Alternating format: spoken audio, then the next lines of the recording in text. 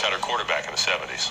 You had the pretty boys, you had the clunky guys who were jalopies, you had the big buck studs, you had the really God Squad guys. You had a little something for everybody.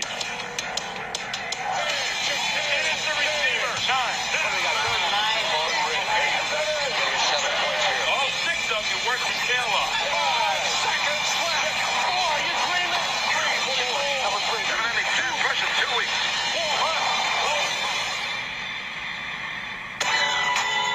Top 10, we're focusing on one position, quarterbacks, and one decade, the 70s. Should I put my bell-bottoms on? The 70s was a glamorous decade. But that was a very strange time. I don't think any other decade you look back on the styles with quite as much of a chuckle, maybe, as the 70s. The big hats. The shirts with the collars that came down to here. Polyester was big. You know, I had a lot of polyester pants and shirts. The fur coats. The boots, the belts, The beards. Flowered shirts. Big Fu Manchu. The urban cowboy. And the Nehru suits. Remember those? Yeah. The high-heeled shoes. I mean, guys actually wore shoes with heels on. Yes, I did. And I think even somewhere in a closet I saved a pair. Jumping jeepers. What's the matter with you guys? It was just, it was crazy, man. The 70s gave the NFL a fresh look, too. New stadiums, new teams, new turf, and new quarterbacks. I just remember what a badass some of the quarterbacks were. But the 70s was not a golden age for passing. It was just a different game. I mean, even the 50s and 60s saw more passing than the 70s did. You were dealing with a whole set of rules that made being a star passer different than today. In the 70s. Come on, everybody paying attention. If it was 3rd and 14, I could sit the corner down at the sticks, and if you went to try to go by me, I knocked you down. That was prior to 1978, when the NFL made it illegal to hit a receiver further than 5 yards from the line of scrimmage. You're not going to knock anybody down doing that, darling. Despite the dead ball era, there were some fab quarterbacks in the 70s. So here's our list of the top 10, and these aren't just the QBs who had the most wins or best stats during the meat decade.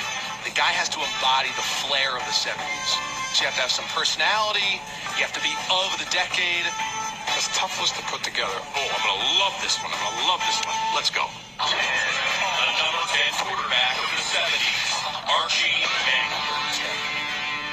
I don't know if Archie belongs on the list other than the fact that he sired Peyton Manning during this decade. Hey, who's your favorite football player there?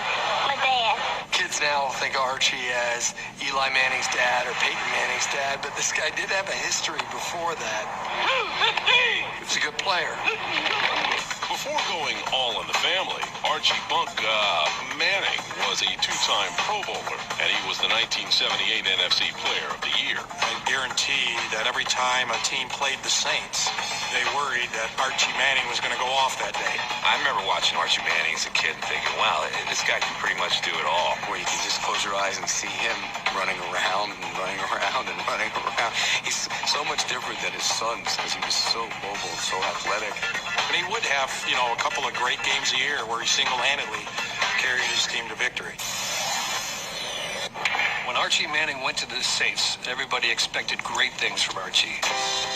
Manning's career at Ole Miss was swell enough to make him the number 2 overall pick by the Saints in the 1971 draft.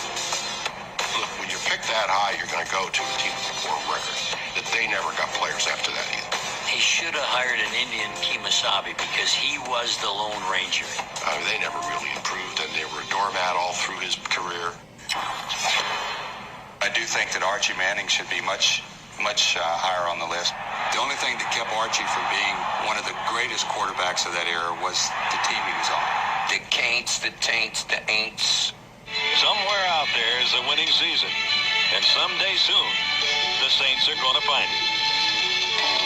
But under Manning, the Saints never did find a winning season. During his 10 years in New Orleans, Manning won more than 5 games just twice. Archie's problem was we'll never find out how good he was because he was always throwing from the back of his pants. His two sons wouldn't be alive today if they played on the team he was on.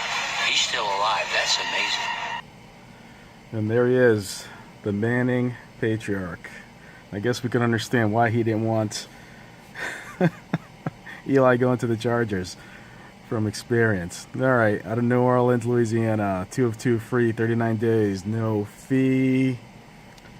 Only 2 cards I had. Stunk. There he is. 2 1981 tops.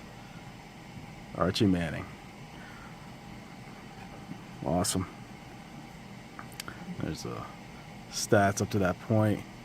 Injured in 76. Couple 3,000 yard seasons in there. Some of those bad teams, Saint teams, not bad. Very cool. Awesome return. Thank you so much, Mr. Manning, for your time. We appreciate it. And I appreciate everyone's time as well for taking the time to watch, comment, like, and subscribe. And thanks for all the support, everyone. Take care and keep being awesome. Alrighty, bye.